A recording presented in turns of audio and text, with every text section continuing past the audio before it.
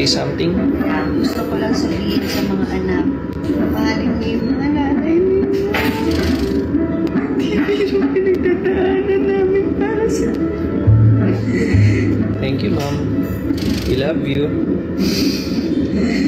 Pag nag-6, dire-diretso na yung labor, hindi mag-stop hanggang mag-continue sa 10. And then, makikita natin si Liam Emmanuel.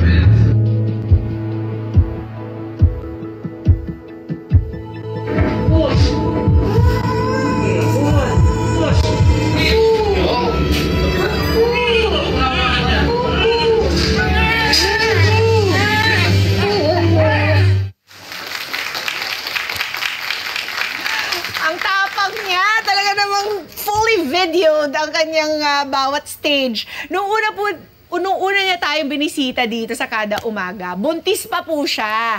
At nag-promise nga po siya na babalik once makapanganak na. Kaya mga Kada, kamustahin natin at i-welcome muli ang proud mama ni baby Liam Emmanuel na si Miss Lovely Abelia Manalo.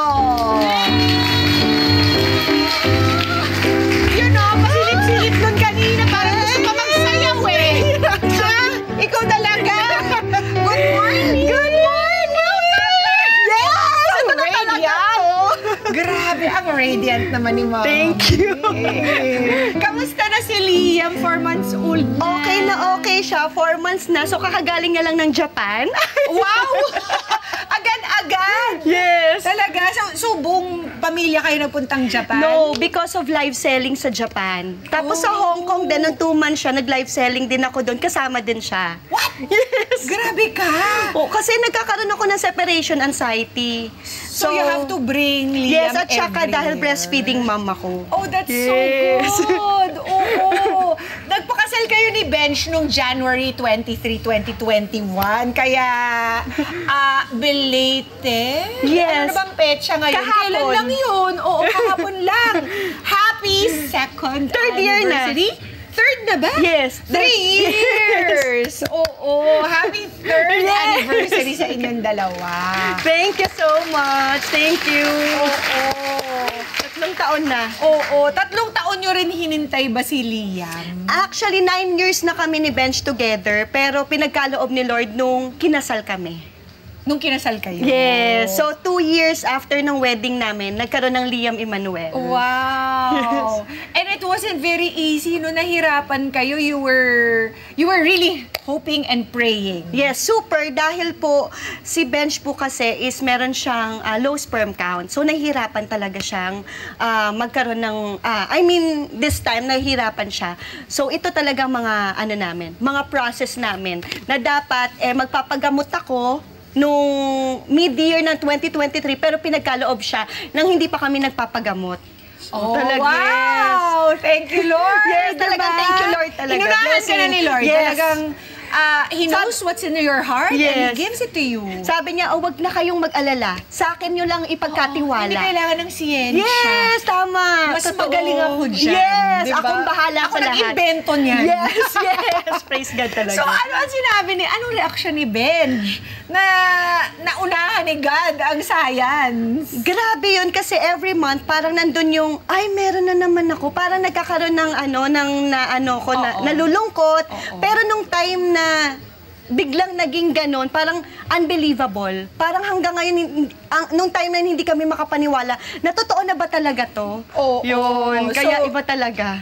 But how was your nakita namin, how many months pregnant were you when you were here the first time? That time, I think mga 8 months ako. 8 months ako, yes. 8 months nag-guesting pa po siya dito. 8 months nag-live selling pa po siya dito. At nakabenta ng kung ano-ano mga bagay-bagay. Diba?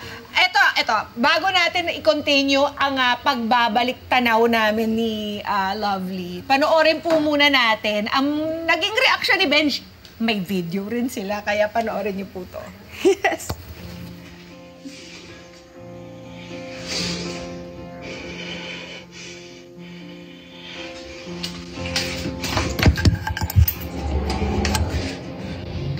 Daddy,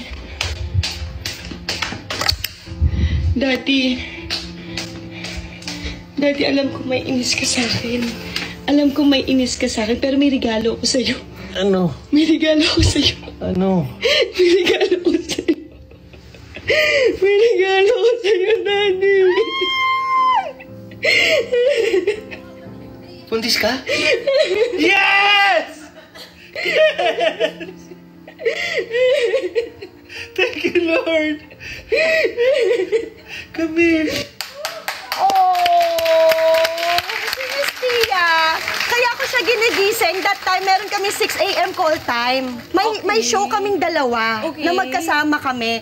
So, hindi ako makatulog. Tapos parang out of nowhere, parang sabi ko, try ko nga. Kasi parang 5 days delayed ako. Okay. So, tinry ko lang yon. So, ayoko siyang gisingin kasi alam ko, pag may trabaho siya, gusto niya makapagpahinga siya para na ibibigay niya lahat ng energy niya dun sa work. So, kaya sabi ko, huwag kang may inis kasi ginigising ko siya.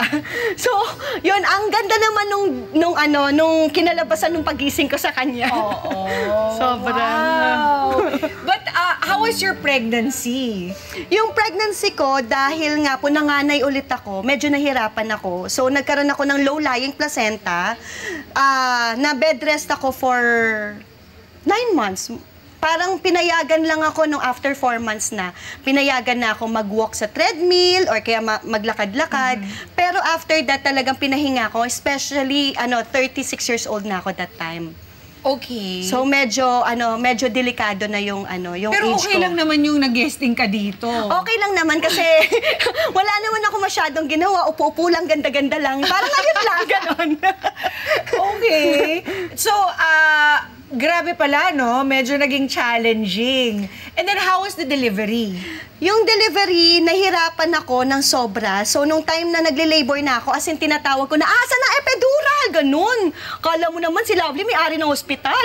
Asa na epidural? Masakit? Sobrang sakit. Hindi ko maintindihan talaga yung sakit. As in, parang 6 cm pa lang, hindi ko na maintindihan yung sakit. So, tinatawag ko na epidural. Pero yung after nun, nung nailabas ko na si Liam Emmanuel, dun ako medyo mas nahirapan pa.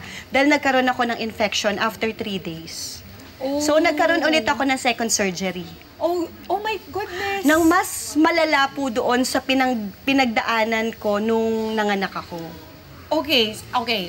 Backtrack. Okay. You went into labor for how long?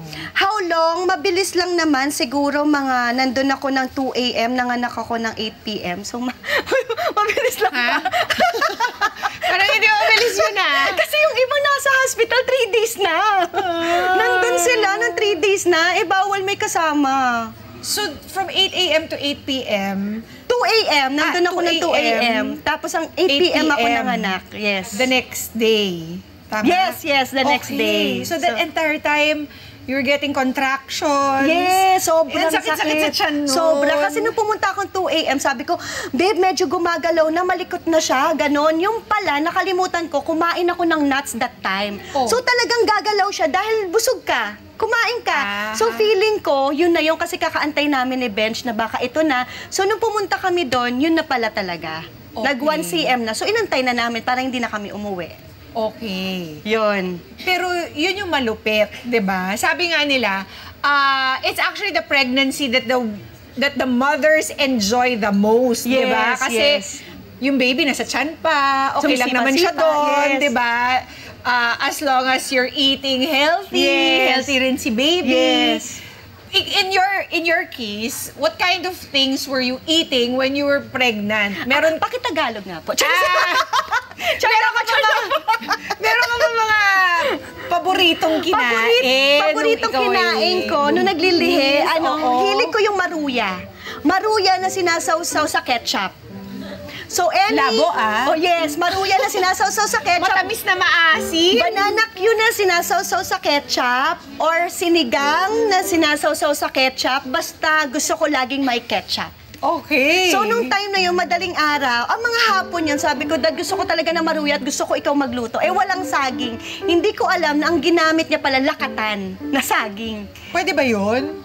Yes, as long as nahalagyan mo ng flour. Okay. So, didikit-dikit pa rin siya. So, naluto niya naman, napagbigyan naman niya sweet ako. naman. Si Benj to. Yes. Siya mismo ang nagluluto. Yes, kasi gusto ko siya ang gumawa sa akin. Bawal bumili. sa tindahan ng maruya, ang malalaman mo. Hindi naman siya laging meron eh. Hindi siya nabibili. Minsan sa palengke lang talaga meron, minsan sa hapon lang. Ayaw mo ng kahit ng maruya ng iba. Gusto mo maruya lamang ni Benj. Nagawa niya mismo. Okay. Ano pa yung mga dinedemand mo sa kanya? Yun lang naman, tapos mabait akong buntis sa kanya. Okay. Ay, gusto ko siya laging naamoy. Okay. Gusto ko siya laging nakikita, so hindi siya nagtrabaho talaga nung whole pregnancy ko. Oh. Wala siyang tinanggap na shows, kaya thank you po sa management niya. Bait Nagbigyan ako. naman ni Benj. Yes, super. Good boy na good boy. Kasi Super. matagal hinintay, di ba? Tsaka usapan namin na pag nabuntis ako, nagka-baby kami, is nakafocus kami muna sa baby. Kasi yun yung mga bagay na hindi namin nagawa sa mga panganay namin. Pero ganito, love, sabi mo nga, right after you gave birth, Yes. 3 days later, binalik ka na naman sa hospital. Yes, emergency. Bakit? Dahil nagkaroon ako ng infection, so regarding sa infection po, sa mga nagtatanong sa akin, until now, ayoko pong manise kung bakit ako nagkaroon ng infection. Basta nag-pray lang ako na, Lord, pagalingin mo ko, yun lang yung hiniling ko kay Lord. So, okay naman. Kaya lang, ang pinaka-struggle ko doon, Miss Separation Pia. anxiety from your baby. Yes. At the same time, nung time na naoperahan na ako, nagkabutas yung naopera sa akin. Aha. So, medyo marami po talaga struggle that time. So, okay ka na? Yes, I'm good. Super Okay. duper okay na. Okay. So, kailan mo nakita ulit si Liam? After 1 week. Bitin na bitin! Ano ba yun? Sobra.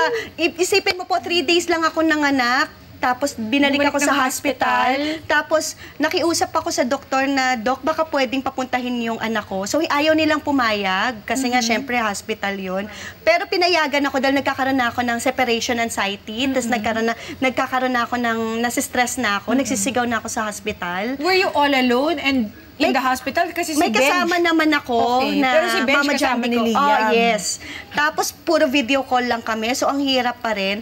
Nung pinayagan na, nung nandun na si baby Liam, nung time na yun, pinayagan ako ng doktor na lumabas kasama ni Liam. Ayun. So, naging okay naman ako. So, after that, hindi ko na naramdaman yung postpartum. Nahirapan na lang ako dun sa milk ko kasi hindi siya Of naglalatch course. eh. Dapat ano pa lang yun, pagkapanganak pa lang, nakalatch siya Yes, agad-agad kasi eh. para tuloy-tuloy yung pag-produce ng milk ko. So, doon ako nahirapan.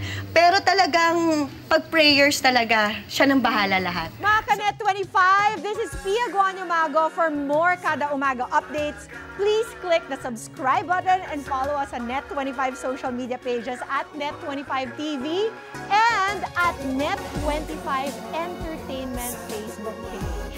See you guys. Bye!